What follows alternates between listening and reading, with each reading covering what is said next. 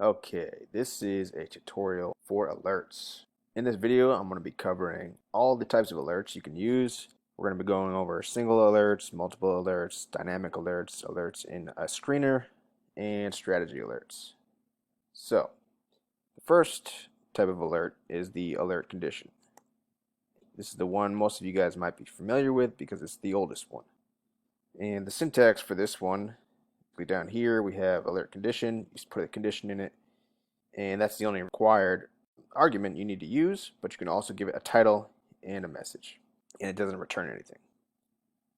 So I have these arguments listed out. For the required argument, the type needs to be a series. Now that could be a series bool, it could also be a series integer, series float. It doesn't actually say, it just says series. And for the title, you need a constant string, and for the message, it needs to be a constant string, because if you're making an alert, you might want your text to be dynamic. You might want to change it based on the type of condition that you have, and based on this right here, you can't do that. Now if you look at the typecasting rules, constant string is right here. So you can have a literal string, which is what you type out, and then constant string, and then you have your input string, and they all boil down to strings, and then we have series string. So series string would represent a dynamic string that would change as the code executes. And since that's below constant string, you'll get an error if you try to use a dynamic string. I'm getting a little ahead of myself though. So if you want to make an alert, you have this alert condition, and I'm just using true here as my series. I know it doesn't look like a series, but this Boolean will, as each time it executes, it will turn into a series Boolean in the compiler. And then I'm giving it a optional title, alert condition 1, and a message, always true, because this will always be true. And just setting this alone won't do anything. So here, if I save this script, I already have it added to the chart under alert study right here. And notice nothing is happening here, just NA. I haven't plot NA down at the bottom down here. But this alert condition 1, will actually, so we go to create alert, and we come to the condition, and then this is the name of our study called alert study, and then we get this drop down here, and since I only have one alert condition, it's right here. It's the title I gave it, alert condition 1, and these are all the built-in alerts. They're always there. So we have that, and then the message is input into this dialog box here automatically, and you can give it a name. This is just a generic name that would come over here. And you have options. You can set it to only go off once. So since it's set to true, if I set this right now and it's only once, then it's the next time we get a tick right here, because it's a real-time bar, it'll go off and it'll only go off once. If we do, and it won't ever go off again. If we do once per bar, it'll do the same thing, but it'll go off on each successive bar. And once per bar close, since it's always true, it'll be true right now, but it won't go off until this bar closes. So we'll have to wait. We're on the 1 minute time frame, so we'll have to wait 1 minute. And once per minute, well, I'm already on the 1 minute time frame, so that should be self-explanatory. So if you still don't understand these, I just recommend you just go through each one of these and kind of test it out. And they even give you kind of hot tips here. Typically, you'll want to use once per bar close, because that will help you avoid repainting issues. So you set it to that. It'll come over here, and this should go off here in the next, well, when this candle closes. So I'm on the 1 minute time frame. Now with the alert condition,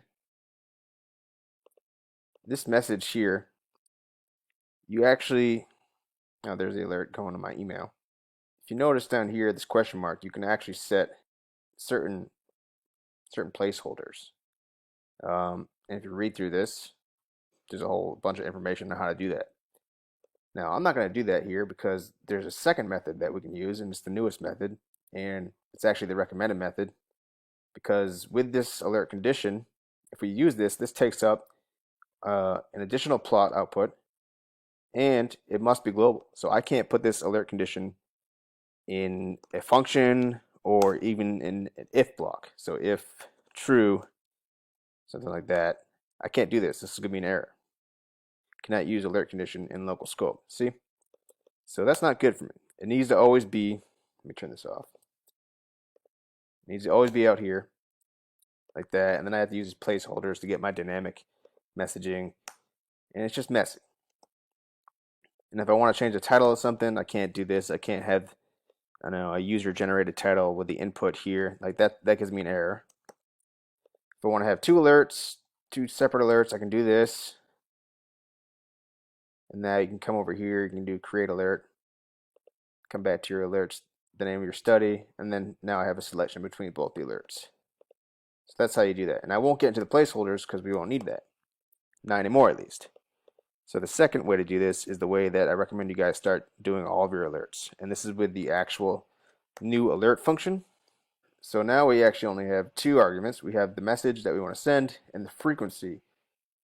And the frequency is exactly the same as what we saw in the alert condition in the dialog box, where it said once per bar minute, once per bar close, and only once, except we have these options here. We have alert frequency all, once per bar, and once per bar close.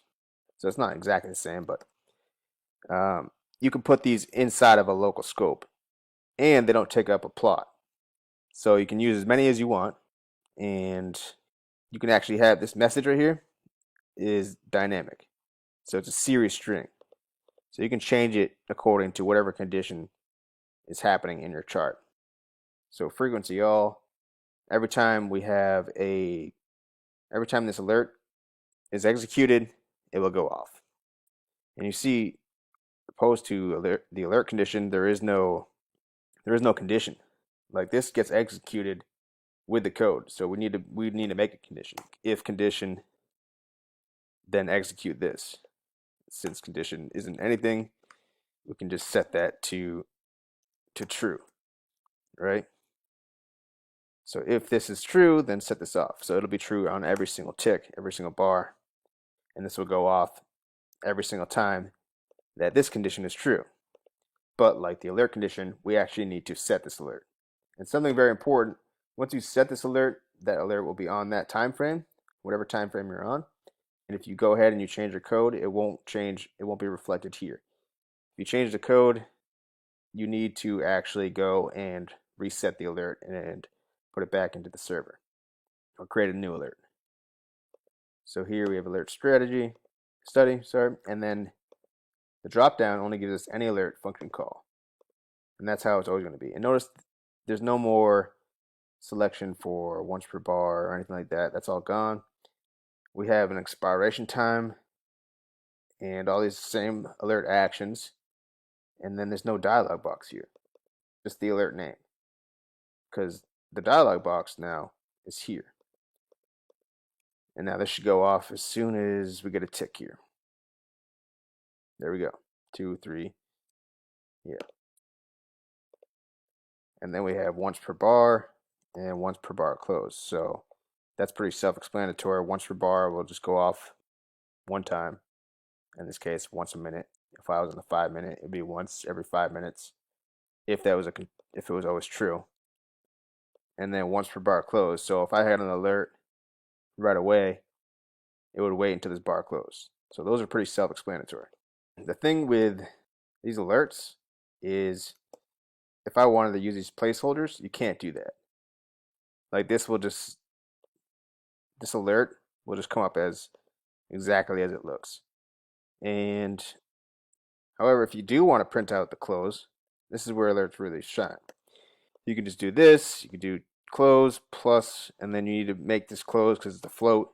Use this function here, toString. Any number you have, you can put toString, and it will automatically convert it to a string. And this will return the close. That won't give me an error, but it just won't print out the way you expect it to. So here we go, alert study, any function call, and this is going to run on every single execution, every single tick. There we go. And it doesn't pop up here. This will actually get sent into, well, in this case, my email. So here we are, close. This is the message right here. And it was converted to the price at that time when that went off. Okay. Okay, so let's move on to the third type of alert, which is strategy alerts. Now with strategy alerts, we don't actually need to set the alert function or the alert condition function. You can if you want to, but you don't need to. So here, I actually have a very simple strategy here. I'm just using this function here, this if block, if time is greater than the timestamp, and I set this to today, right? Today is the 19th, sure. And that's just to make sure that the strategy doesn't come into effect until today. Because if you look at this, strategy is just going long when the bar index is the modulus of 2 equals 0. So every other bar is just going to go long automatically. There's no strategy here. It's just going to go long on every even bar. And then it's going to close that long on every odd bar. That's it. Back and forth, back and forth, back and forth. So because of that's just going to trade so much, I had to limit this because you only can do 3,000 trades in TradingView in PineScript. So let me save this. And you can see that being executed everywhere here. And it starts here at the beginning of the day. Now, if you look at the code, there's no alerts in here, right? There's no alert message. There is this alert message I wrote out. New strategy position is, and then I actually put this placeholder here. So it's actually going to be here and here for both of these. So I'll go ahead and I'll create an alert for this. And I select strategy alerts because that's the name of this function. And if you come down here, this is the actual message that will be printed out. So we need to make sure that this is going to say what we want it to say. So by default, it just comes up with this every time, strategy alerts, order. And we have, only when we're using strategies can we use these special placeholders that are prepended with strategy dot. You can use these with the alert condition in the studies as well. You can use like close and time and stuff.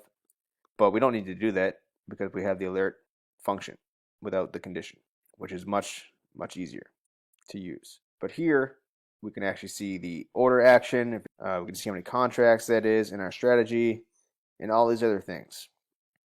So if I set this like this, it's going to convert those values to whatever they are. So here we go.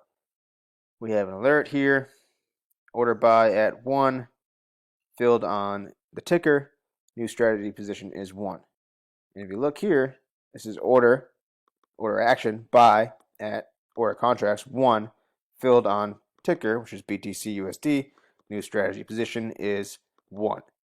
If you noticed, if you're paying attention, this didn't come up here. New strategy position is, that did not happen. So in order to get that to show, you need to use this placeholder. I believe it is strategy dot alert message. Click this here and I can double check.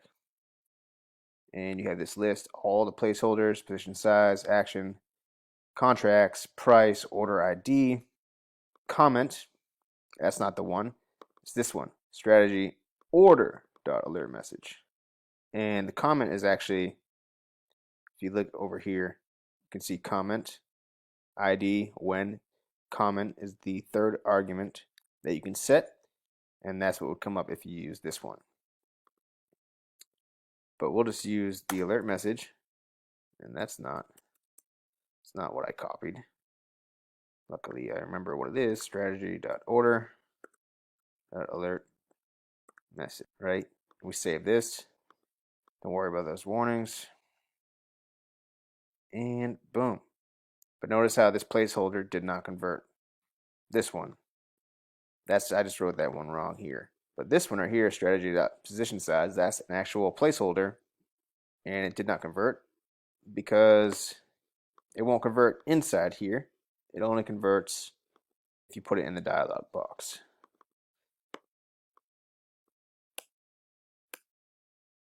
So, how do you do dynamic messages in here, well, you would do it like this. New strategy position is, then we'll do this, we'll do plus, toString, and then strategy dot position size. Get out of here. And that will essentially do the same thing, because this variable here is built-in variable. A series float will return the actual position size that we're at, and that will get passed on to this, and it won't update until this entry takes place. So in this case, this alert message will actually have the wrong position size. Once we have this entry, then it won't show that our position size was updated until the next loop. So for this example, this wouldn't be what you would want to do. But that's how you would concatenate a string to a float for the position size.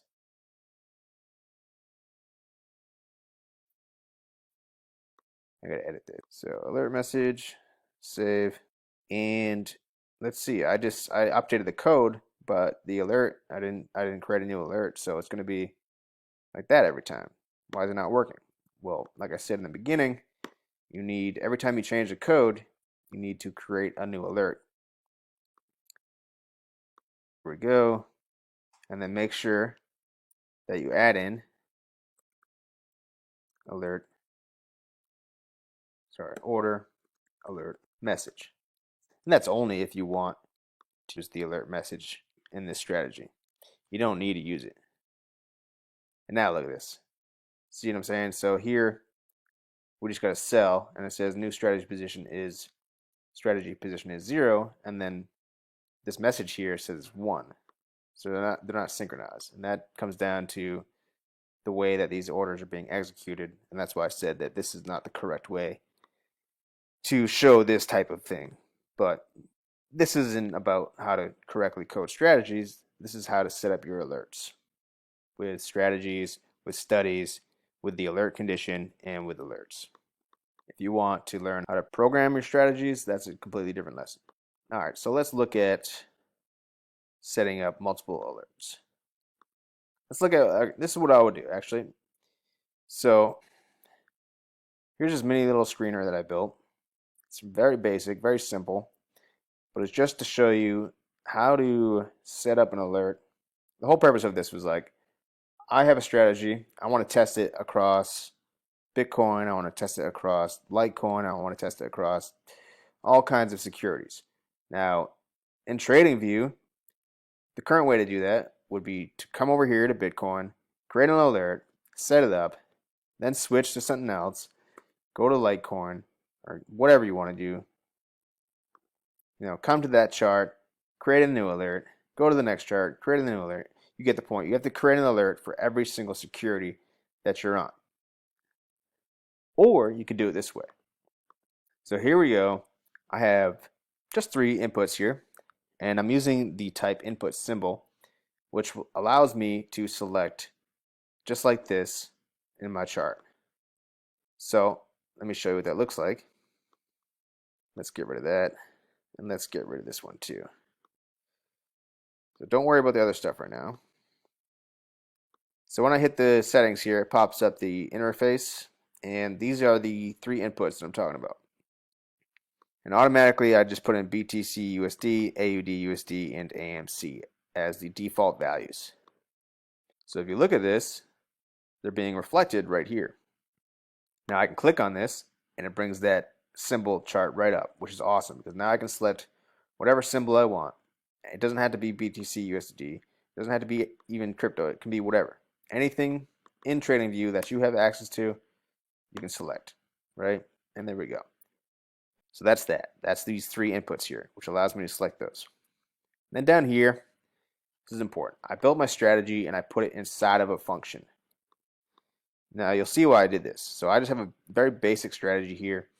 I have your basic SMA slow and SMA fast, crossover, cross under here. Get rid of that. So here we have a fast crossover. We want to go long. when we have a fast cross under, we want to go short. And I have this signal, so when it says go long, when there's a crossover, it will return a 1. That's my buy signal. When it says go short, it will return a -1. That's my sell signal. And if it's not saying either of those things, then it's just going to return a 0, which is just neutral. So we can see that here, this blue line here actually represents those signals for each of these strategies. And down here, well, in this screener here, I'm returning the signal. Don't worry about all this code yet. I'm just returning the signal at the bottom. I'm doing all this other stuff. I'm calling the strategy. I'm calling the strategy in here, and I'll show you how I'm doing that. I'll explain this logic. But it's returning the signal. It's returning this into this screener. I'm catching it here. And at the end, it's returning it here because I want to debug this when I'm making this. So I'm calling the screener with input T1 right here and input T2 and input T3. So I'm calling this function for each one of these inputs right here, and I'm just returning the signal. I'm storing it in this so I can plot it. And then I gave these plots a title: T1 signal, T2 signal, T3 signal. And this is strictly for debugging purposes. So let me save that. We'll get a different output over here, right? Okay, they're all 0, right? Because we haven't got any crossovers. And if you come over here, there's a data window. We can pop up the signals. We can see them better. So you can see the signal values here, here, and here, and down here in this window. You can set it up a bunch of different ways to debug and just kind of see how the signals are working. So what are we on? We're on Bitstamp BTC USD, and we got a signal for BTC USD. You can see it goes a 1 here. Now I could make these blue lines different colors for each security that we're looking at. It would make it a little bit easier, color code them. But let's go to BTC USD, right? And let's check that. Well, I probably need to plot these things as well, right? So let me copy these, drop them down here, and then just plot them. All right. So the fast SMA is red, slow SMA is green. And we want this to overlay true so we can see it on the chart. Got to exit that out and re-add that to the chart. There we go. Now, since I overlay on the chart, I don't have the window pane down here anymore. But look, when I come right here, if you look in the data window to the right, you can see T1 signal is a 1. And that aligns right where we get a crossover. So here we have the BTC USD, and then we're looking at AUD USD, which is the Forex pair. And since I lost that lower pane, now it's giving me a pane. I can't see any. I had to look at my data window. I mean, I could switch to the AUD USD. Spell it. Forex. Right, we got a crossover here. And look, we get a -1. Now where here, I have a 1 here because it's actually calling Bitcoin. This is the Bitcoin signal. And then here is the Aussie signal. I don't need to be on the chart for this to work. That's the best part about it. Okay, and then if there's a signal on AMC, that would also show up no matter what chart I'm on. And how's that happening? So in the screener here, this is where the magic happens. So at the top, I just set this message variable to an empty string because I want to be using it later on. This is going to be my dynamic alert message. And this is where the magic happens, right here. We use this function called security, and we pass it the ticker we want, which will be one of these, right? We give it this built-in variable, which will always return the value of the time frame we're on. So I'm on the 1 minute, so that will automatically convert to 1 minute. You can set it to whatever you want. You know, if you want, you could put daily, weekly, monthly if you want, but I just do it on the time frame that I'm on. And then here, this is a nice little trick.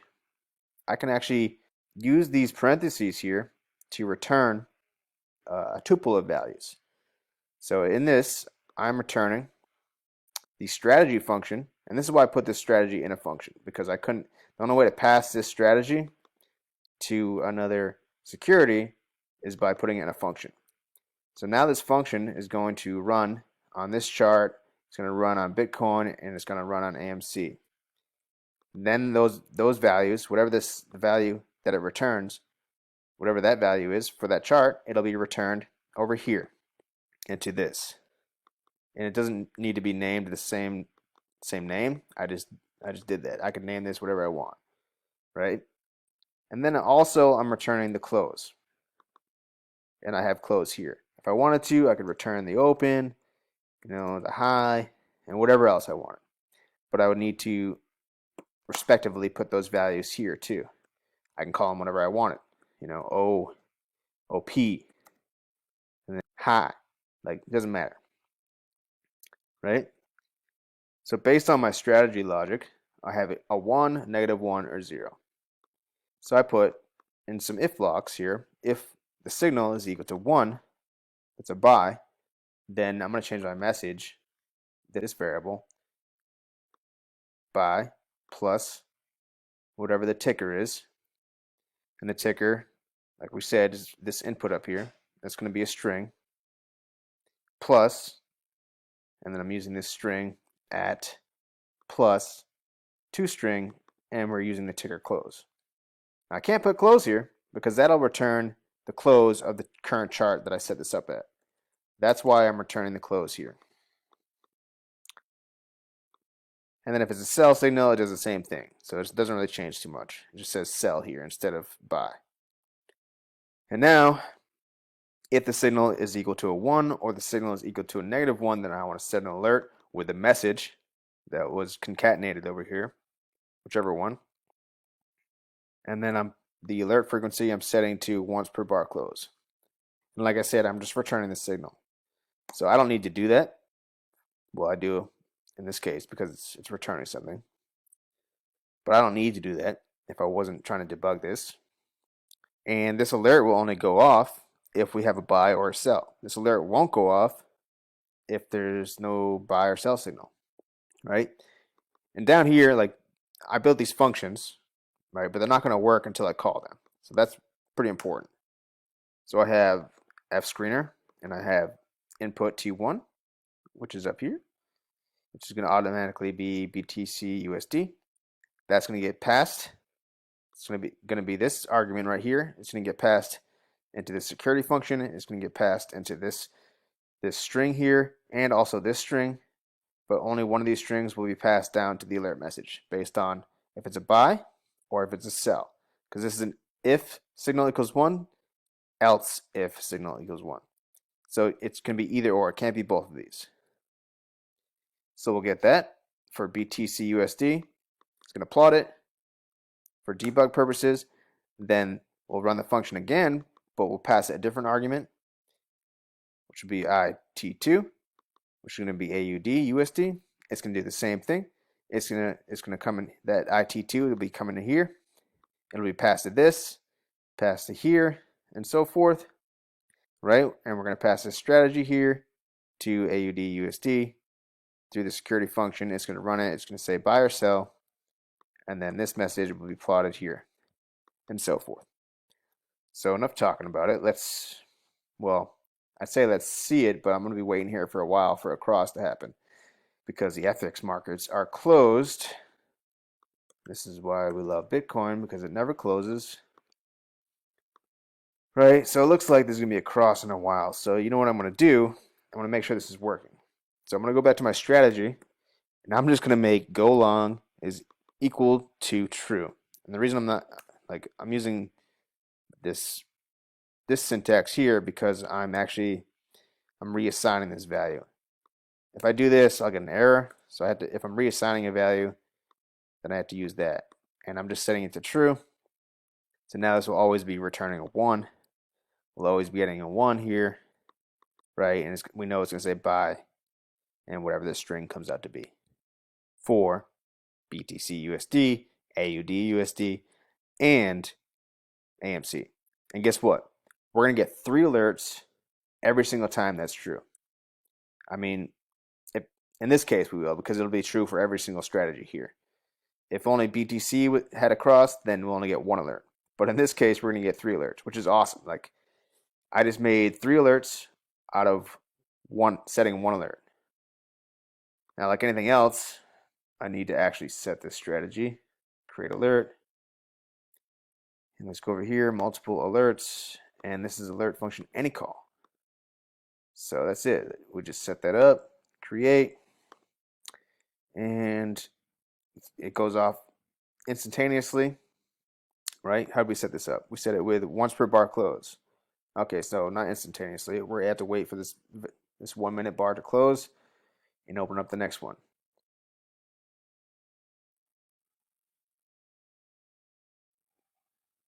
Boom. And since it's true for every strategy, in this case, we just got 3 alerts for each one.